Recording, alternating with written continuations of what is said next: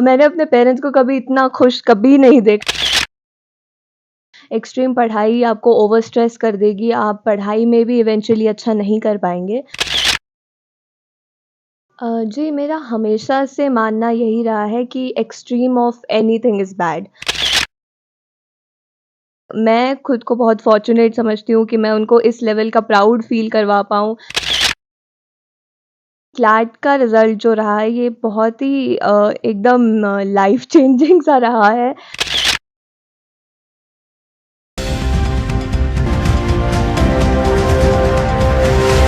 नमस्कार, मैं हूं अनुरंजनी गौतम और आप देख रहे हैं न्यूज प्लस टीवी चैनल।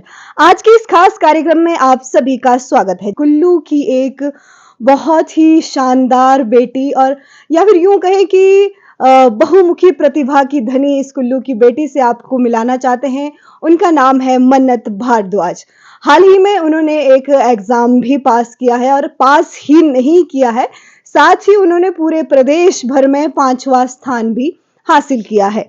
इसके लिए सबसे पहले हम मन्नत भारद्वाज को बधाइयां देना चाहेंगे, बहुत-बहुत शुभकामनाएं देना चाहेंगे और साथ ही पूरे जिला वासियों को भी बधाई देना चाहेंगे कि कुल्लू जिला ने एक इस तरह की बेटी को पाया है जो सिर्फ और सिर्फ पढ़ाई में ही नहीं बल्कि अन्य गतिविधियों में भी बहुत आगे है।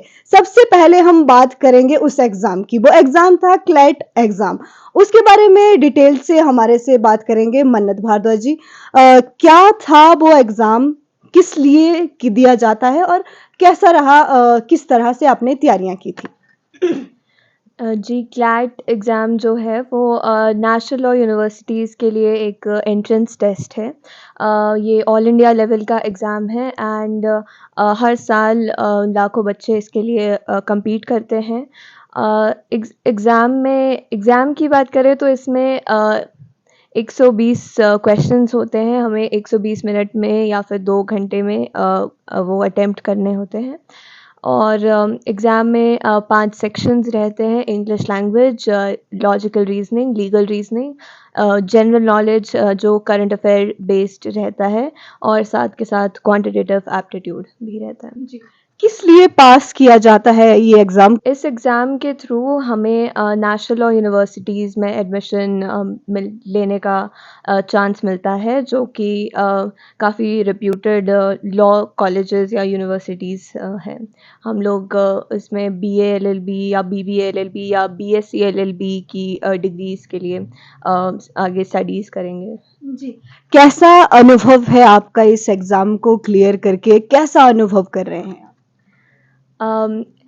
प्रिपरेशन के टाइम पे तो काफ़ी अप्स एंड डाउन्स रहे और रिज़ल्ट जो मिला वो काफ़ी सैटिस्फैक्टरी रहा है, तो काफ़ी खुशी भी हो रही है उस बात की। आगे क्या सोचा है आपने? किस तरह से आगे कार्य करेंगे? क्या सोचा है अपने भविष्य के लिए? I am trying to keep my options open right now, पर थोड़ा रुझाव जुडिशरी की तरफ भी है, पर जैसे जैसे यूनिवर्सिटी में जाके हमें और ऑप्शंस के बारे में पता चलता रहेगा, उस हिसाब से फिर प्लान्स बनेंगे। जी। मन्नत, हम आपसे ये भी जानना चाहते हैं आपकी स्कूली पढ़ाई कहाँ से हुई है? कहाँ-कहाँ से किस-किस तरह से आपने अपनी पढ़ाई शुरू से लेकर अब तक की है? सो स्टार्टिंग में मैंने 10th क्लास तक Our Lady of the Snow School Kullu से अपनी 10th कंप्लीट की और उसके बाद मैंने अपनी 12th class Bharat Bharti senior secondary school से कंप्लीट की अभी लास्ट ईयर। मन्नत, हम आपसे ये जानना चाहेंगे कि कैसे आपको लगा कि आपको ये एग्ज़ाम फॉर्म भरना चाहिए, इस एग्ज़ाम के लिए अप्लाई करना चाहिए और किस तरह की रही आपकी तैयारी और अम, या फिर तो लॉ की तरफ मेरा शुरू से एक इंक्लिनेशन रहा है, लाइक 9th और 10th क्लास से लेकर वो इंटरेस्ट और बढ़ गया। तो फिर मैंने इस पे रिसर्च करना स्टार्ट किया कि कौन से कॉलेजेस या यूनिवर्सिटीज़ लॉ से रिलेटेड होते हैं और कौन से एग्ज़ाम्स रहते हैं। और उसी रिसर्च के दौरान मुझे क्लैट एग्ज़ाम का पता चला और उसके बाद 12th के बाद मैंने अप्रैल से प्रिपरेशन स्टार्ट कर दी। मैंने चंडीगढ़ में कोचिंग इंस्टीट्यूट को जॉइन किया और वहाँ से मैंने अपनी प्रिपरेशन स्टार्ट करी। प्रोसेस प्रिपरेशन का तो यही रहा कि पहले कॉन्सेप्ट्स को हर सेक्शन के जो अलग-अलग कॉन्सेप्ट्स हैं उनको समझते हैं क्लासेस में और उसके बाद हमें उसको प्रैक्टिस करना रहता है। एग्ज़ाम मोस्टली प्रैक्टिस बेस्ड ही है, it's a skill based exam. आपकी रीडिंग कॉम्प्रिहेंशन स्पीड को भी टेस्ट किया जाता है साथ के साथ और आप कितनी एक्यूरेटली कितनी जल्दी अपने आंसर्स को मार्क कर सकते हैं। Reading comprehension based mostly exam रहता है। आपको हर सेक्शन में पैसेजेस होते हैं और पैसेजेस के बाद 5 से 6 या 7-8 वेरी करता है क्वेश्चंस रहते हैं। उनको हमें पैसेज के अकॉर्डिंग हम लोगों को आंसर करना होता है। So the entire preparation was all about practice और सेक्शनल्स करने रहते हैं तो वही प्रैक्टिस हमने की एंड मॉक्स का बहुत इम्पोर्टेंट रोल रहता है। हम लोगों को वो एग्ज़ाम डे का सिमुलेशन हमें पहले से ही करना रहता है ताकि एग्ज़ाम डे पे हम लोग और बेटर कर पाएँ, उस एग्ज़ाम के माहौल में और कंफर्टेबल रहें। सो मॉक्स काफ़ी सारे हर वीकली मॉक्स तो हमने दिए हैं इंस्टीट्यूट में। साथ के साथ न्यूज़पेपर का बहुत इम्पोर्टेंट रोल रहता है बिकॉज़ करंट अफ़ेयर्स का पूरा सेक्शन रहता है। सो करंट अफ़ेयर्स के लिए न्यूज़पेपर को रेफ़र कर सकते हैं। इंटरनेट पे काफ़ी सारी वेबसाइट्स है, अब मटीरियल की कोई वो नहीं है, कमी नहीं है। ऑनलाइन आपको हर तरह का मटीरियल, हर तरह की बुक्स और प्रैक्टिस क्वेश्चंस सब मिल जाता है, तो वो भी एक्सेस करके उनके थ्रू भी प्रैक्टिस किया एंड देन इवेंचुअली वही लास्ट में जीके की रिविजन के साथ-साथ प्रैक्टिस ही चली और फिर लास्ट में एग्ज़ाम डे पे जाके एग्ज़ाम दे दिया। जी। आजकल क्या कर रहे हैं और जो आपका अगला स्टेप क्या होने वाला है? नेक्स्ट अभी काउंसलिंग प्रोसेस जारी है सो उसमें सीट्स अलॉट होंगी हमें डिफरेंट यूनिवर्सिटीज़ में। सो वो प्रोसेस अभी चल रहा है, उसकी लिस्ट कुछ दिनों में निकलना स्टार्ट हो जाएँगी एंड उसके बाद यूनिवर्सिटी जुलाई अगस्त से स्टार्ट हो जाती है। जी। ये तो बात हुई एग्ज़ाम की, अब हम आपसे ये जानना चाहते हैं कि कुछ समय पहले हमने आपके डांस के बारे में सुना, आपकी कविताओं के बारे में सुना। किस तरह से आपको लगा कि लगता है कि आप कैसे मैनेज कर पाते हैं, पढ़ाई के साथ-साथ अन्य जो गतिविधियाँ होती हैं, उनको कैसे मैनेज कर पाते हैं और किस तरह से कार्य करते हैं? जी, मेरा हमेशा से मानना यही रहा है कि extreme of anything is bad. तो चाहे आप एक्सट्रीम आप पढ़ाई करें या एक्सट्रीम आप मस्ती करें, दोनों ही बुरा है।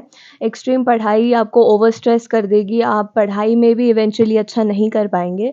सो दोनों चीज़ों को बैलेंस करना ही इम्पोर्टेंट रहता है। आप चाहे दिन में थोड़ा-सा वक़्त ही अपनी हॉबीज़ को दें, तो उससे आपका स्ट्रेस कम रहता है और फिर आप अपनी पढ़ाई में भी ज़्यादा अच्छा परफ़ॉर्म कर पाते हैं।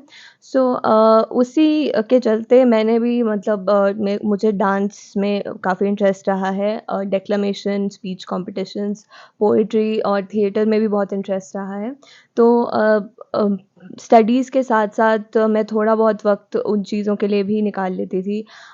इवन बुक्स पढ़ने का बहुत शौक है, तो बुक्स भी अपने मतलब रीडिंग और बिकॉज़ एग्ज़ाम भी एक तरह से रीडिंग बेस्ड है, तो बुक्स पढ़ने ने भी मुझे रीडिंग में बहुत हेल्प की है, उसने ही मुझे एक तरह से रीडिंग की शुरू से ही प्रैक्टिस दी है। सो मैं यही कहूँगी कि साथ में दोनों चीज़ों को अगर आपको इंटरेस्ट है और आपको वो विल है आपको कि आपको दोनों करना है, तो आप किसी न किसी तरह टाइम मैनेजमेंट आप उस तरह से करो, आप अपना शेड्यूल उस तरह से आप बना सकते हैं कि आप हर चीज़ को मैनेज कर सकते हैं। जी।